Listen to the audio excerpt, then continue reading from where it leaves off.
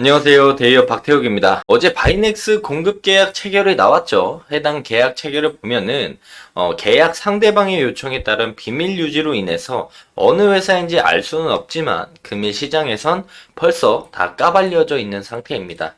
자, 공급 계약은 삼성이다 라고 볼 수가 있겠고요. 삼성바이오 로직스 모 회사를 두고서 굳이 삼성바이오 에피스가 바이넥스를 선택한 이유에 대해서 오늘 좀 자세히 알아보도록 하겠습니다.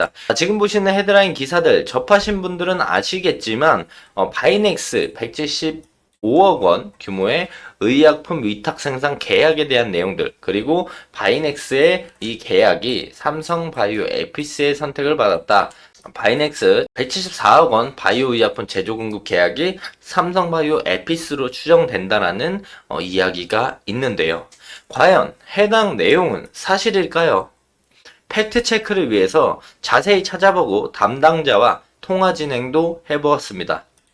자, 우선 공급 계약권을 먼저 봐야 되겠죠. 내용들을 보면은 어제 나온 바이넥스 공급 계약권인데 바이오의약품 제조 공급 계약 관련된 계약이고요. 계약 확정 금액은 174억 원 확인되고 있고 최근 매출액 대비 11%의 계약이다. 계약 상대방이 중요한데 요 상대방은 바이오 의약품 개발 기업이고 요 최근 매출액을 우리가 자세히 볼 필요가 있습니다. 이 최근 매출액을 계산을 해보면 약 1조 정도가 됩니다. 그래서 제일 최근 매출액이 1조 정도 나온 회사를 찾아본다라고 한다면 어느 회사인지 우리가 유추를 해볼 수가 있어요. 근데 관련된 내용들에 대해서 다 확인되지 않는 건 계약 상대방의 요청에 따라서 비밀 유지 때문에 바이넥스 측에서는 이야기를 할 수 없는 상태라고 볼 수가 있겠고, 여기서 우리가 포인트로 볼 수 있는 건 요 매출액 금액을 좀 기억을 하시면 뒤편에 나오니까 관련돼서 확인을 해볼 수가 있습니다. 자, 보면은 지금 보시는 화면이 삼성바이오 에피스입니다. 삼성바이오 에피스의 매출액을 따져봤을 때 이게 단위가 좀 달라요. 이 앞에 거를 확인해 보신다라고 한다면 점이 4개죠. 이렇게 보시면 점이 4개가 있고 그래서 1조 200억 정도로 확인할 수 있는데 지금 여기 단위를 보면은 점이 3개입니다. 점이 3개인데 단위가 1000원 단위예요. 요 1이 1000원이라는 뜻이라서 요 .000이 생략이 된 거죠. 그래서 계산을 해보면 1조 200억이 동일하게 매출액으로 잡혀 있는 걸 확인할 수 있겠고, 삼성 바이오 에피스가 해당 계약자라고 우리가 예상을 해볼 수가 있는 겁니다. 그래서 넘겨서 봐도 삼성 바이오 에피스의 매출액을 보면 1조 200억으로 확인이 되고, 또 뒤에서 넘겨보면 삼성 바이오 에피스의 이제 매출액을 확인해 본다면 1조 200억 동일한 금액이 앞부분과 나오는 걸 우리가 확인해 볼 수가 있습니다. 그래서 이렇게 확인해서 삼성바이오 에피스가 이제 바이넥스와 계약을 한 당사자다라는 거를 체크할 수가 있겠고, 뭐 이 해당 내용들 좀 자세히 보면은 공급 계약에 대한 매출액 금액 그리고 삼성바이오 에피스 매출액을 확인하면 동일한 걸 우리가 확인할 수가 있습니다. 자, 팩트 체크 완료가 되었고 해당 계약이 나오자마자 처음에 시장에서 반응은 셀트리온인가 삼성 쪽인가 많이들 궁금해했습니다. 하지만 이틀 만에 시장에 까발려지면서 바이넥스의 계약 체결은 삼성바이오 에피스다. 고객사가 삼성바이오 에피스다라고 우리가 볼 수가 있겠고요.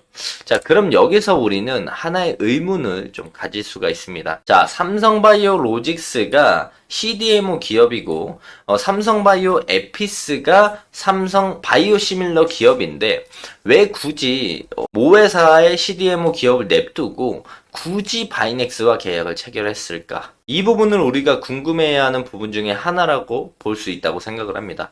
자, 그래서 저는 해당 내용에 대해서 질문을 하기 위해서 삼성 바이오로직스에 바로 전화를 걸었습니다. 질문과 답변들을 받아왔는데요. 자, 첫 번째로 제가 질문을 했던 게 삼성바이오로직스가 CDMO 사업 부분이 있고 삼성바이오로직스가 삼성바이오 에피스의 지분 100%를 들고 있는 모 회사임에도 불구하고 삼성바이오로직스에서 바이오 의약품 제조 공급 계약을 체결하지 않고 굳이 바이넥스와 체결한 이유가 따로 있는지에 대해서 질문을 했습니다. 답변을 받았던 건 위급 상황에 대한 대처 방안으로 인한 여러 나라 및 기업들과 안정적인 공급망 관리를 위해서 바이넥스와 계약을 진행했다라는 답변을 받았고요.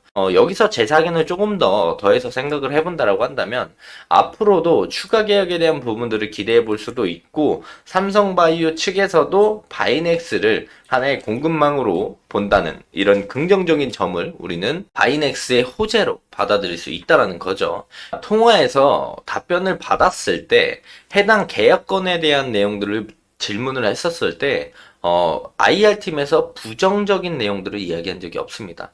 삼성 바이오로직스에 전화를 했지만 삼성 바이오 에피스 자회사에 대한 부분들과 바이넥스에 대한 계약 체결에 대해서 질문을 했었을 때 계약을 하지 않았다라던가 해당 부분을 얘기 못 해주겠다라던가 그런 부정적인 얘기는 없었고 바로 답변을 이렇게 이야기해 준 것으로 우리가 확인해 봤을 때 우리가 이 질문에 대한 답변도 받은 것도 받은 거지만 바이넥스와 에피스 계약 체결은 팩트가 맞다라는 걸 다시 한번 증명하는 순간이라고 볼 수도 있겠습니다. 자, 해당 내용들 매우 긍정적이고 좋은 이야기가 맞습니다. 하지만 삼성바이오 에피스가 과연 저 이유 하나만으로 바이넥스를 골랐을까요?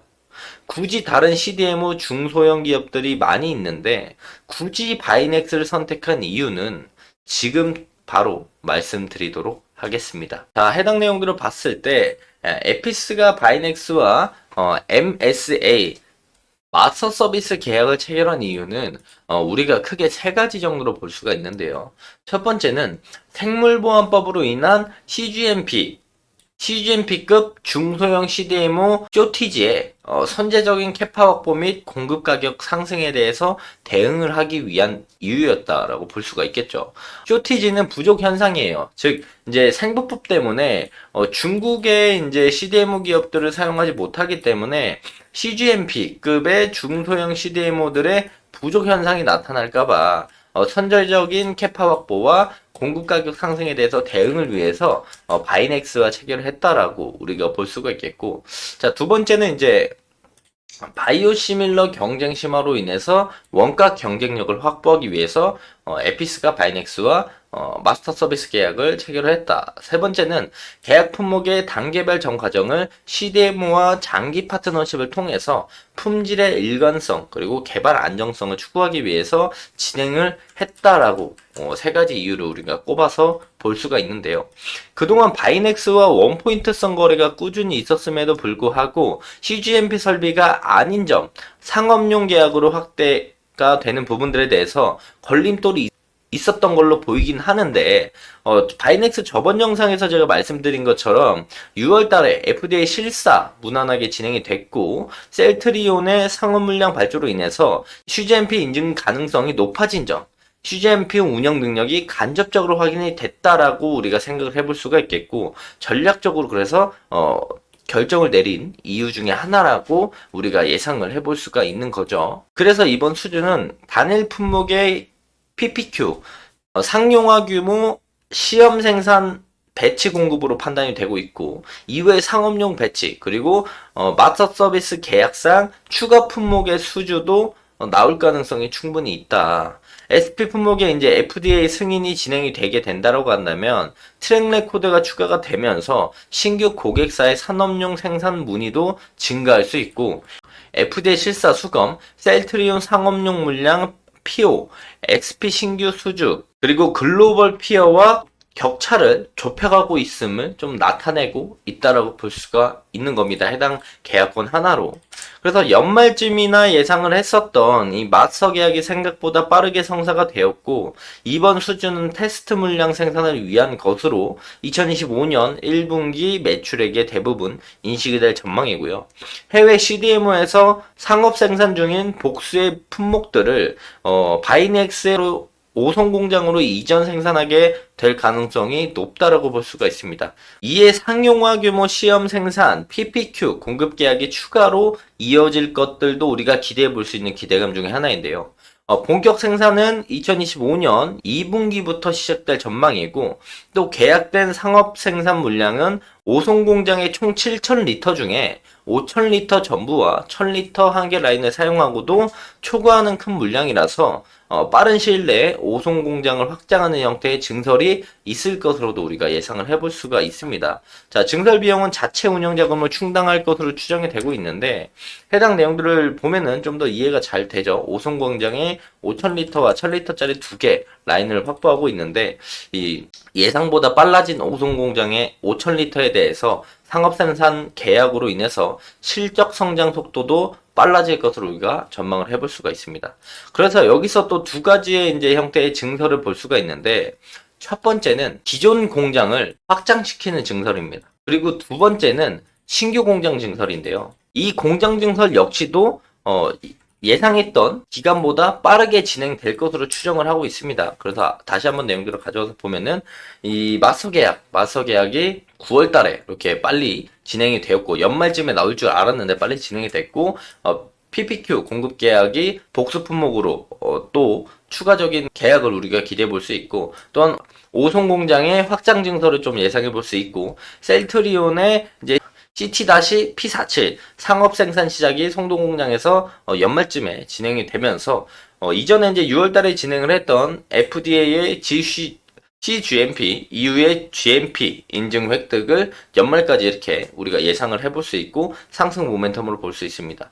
그리고 2024년 말에 생보법 통과를 기대해 볼 수가 있겠고 생산 단가가 인상이 되고 영업이익이 흑자 전환이 되고 그래서 2025년 1분기에 셀트리온의 CT-P47이 미국과 유럽 동시에 출시가 진행이 되고 2분기에 신규 고객 상업 생산 물량 가동이 시작이 된다. 이 신규 고객이 삼성바이오 에피스라고 보면 좋을 것 같고 그리고 2026년 4분기에 이제 공장 증설 투자를 예상해 볼 수 있는데 요게 조금 더 빨리 다가올 수도 있다라는 점을 우리가 인지하면서 바이넥스를 보시면 좋을 것 같다라고 말씀을 드릴 수가 있겠고요. 증설은 이 고객사의 물량들이 어느 정도 확보된 상황에서 진행되는 것으로 증설은 곧 확정적인 실적이 증가하는 것이다 라고 볼 수가 있겠죠. 그래서 이제 국내에서는 바이넥스 외에도 많은 CDMO 회사들이 있지만 탑2 바이오시밀러 기업, 삼성바이오 에피스라던가 셀트리온 이 두 가지 탑2 기업 바이오시밀러 기업들이 모두 바이넥스를 선택한 이유는 명확하게 있다라고 보여집니다. 자, 첫 번째는 FDA 그리고 EMA, CGMP 인증을 모두 획득을 했는가? 연말에 바이넥스가 획득을 하죠. 할 가능성이 높죠. 두 번째, 글로벌 대형 고객사를 보유했는가? 세 번째, 상업 생산 경험이 있는가? 이 세 가지 요인들을 모두 충족하는 회사는 이제 국내에서는 유일하기 때문에 바이넥스 쪽에 수급들이 쏠리는 그런 현상들이 나타나면서 공장 증설이 좀 더 빨리 될 가능성도 충분히 있다라고 우리가 볼 수가 있는 겁니다. 그래서 이제 앞으로 공장 증설에 대한 내용들이 나올 가능성이 매우 높다라고 판단이 되고 있고 해당 공장 증설은 개인적인 사견으로 좀 생각을 해본다면 현재 재무상에 회사 잉여 현금 흐름이 많지 않기 때문에 공장 증설이 진행되게 된다라고 한다면 고객사들의 제3자 배정 유증이라던가 전환 사채로 인해서 공장 증설이 될 가능성이 높다라고 생각을 합니다. 어쨌든 공장 증설이 된다는 건 그만큼 어느 정도 물량들이 확보된 상태에서 진행을 하는 거기 때문에 바이넥스의 공장 증설에 대한 유증이라든가 전환사채라든가 해당 이슈가 나온다라면 오히려 주가가 강한 상승을 보여줄 수 있는 상승 모멘텀이 될 수 있다.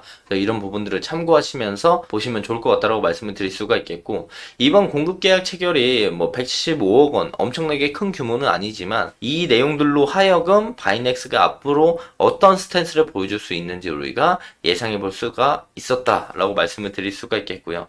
우리가 오늘 바이오는 좀 쉬어가는 날이에요. 오늘 전체적으로 이제 종목을 봤을 때 오늘 STO 그리고 이제 중국 관련돼 가지고 경기부양책 관련된 내용들이 나오면서 STO랑 중국 관련 기업들 그리고 화장품 친구들이 좀 움직이는 모습들을 보여줬고 오늘 바이오는 지금까지 많이 상승해 왔기 때문에 전체적으로 조정을 받고 쉬어가는 구간이라고 볼 수가 있겠습니다. 자, 바이넥스가 지금 어떤 모습을 보여주고 있냐면 최근에 지금 오늘 음봉이 떨어지면서 7% 하락을 했는데 5일선까지 이탈하면서 내려오는 모습들을 보여줍니다. 근데 지금 딱 지지를 받아주는 라인들이 어디냐면 이전에 지금은 제일 최근에 이런 추세의 우상향을 그려줬죠. 그러면서 조정을 받는데 그 이전에 완만하게 올라왔던 이 우상향 추세 상단부 리테스트 저항이자 이 앞전에 이전에 고점들을 형성해줬던 이 고점 매물대 라인들에서 딱 지지를 받는 모습들을 보여준다. 그래서 여기서 이제 바로 반등이 나오면은 다시 이런 모습을 보여줄 수 있고, 여기서 이 라인들을 깨고 내려가게 된다라고 한다면 저는 개인적으로 21선 라인들은 지지를 받아주기 좀 힘들 거라고 생각을 합니다. 물론 여기서 이런 식으로 지지를 받아주고 이렇게 올라갈 수도 있지만 우리는 좀 더 안정적으로 이전 영상에서 말씀드린 것처럼 제일 최근에 61선 라인들을 타고 올라가면서 지지를 받아줬기 때문에 61선 라인이자 추세 하단부 라인들 이 부분과, 그리고 여기서 우리가 2분할 관점으로 다가갈 수 있는 건 그 이전에 저점들이 쭉 높아지고 고점들이 쭉 높아지는 이 추세 라인들의 하단부이자 그 이전에는 또 121선 라인들, 이 라인들에서 계속 지지를 받아주는 모습들을 보여줬기 때문에 121선 라인이자 이 추세 라인들, 그래서 이 라인들 정도가 그 다음에 지지 라인이 형성이 되지 않을까 생각을 하니까, 여기서 이 라인들이 이탈하지 않고 반등이 나오면 이런 상승을 보여줄 수 있겠죠. 근데 여기서 이탈하고 내려온다라고 한다면 우리는 바이넥스를 좀 길게 봤을 때 요런 2분할 관점으로 우리가 눌림목을 공략을 한다면 여기서 이렇게 반등이 나오든 여기서 이렇게 반등이 나오든 반등에 대한 수익들은 충분히 챙길 수 있다라는 점 참고로 하시면서 바이넥스를 보시면 좋을 것 같다 말씀을 드리고 금일 영상 마무리하도록 하겠습니다. 자, 해당 영상은 제 개인적인 견해가 많이 담겨있기 때문에 투자자분들의 주관적인 생각 그리고 제가 말씀드린 해당 내용들을 토대로 현명한 선택하시면 좋을 것 같습니다. 자, 금일도 영상 끝까지 시청해 주셔서 감사합니다.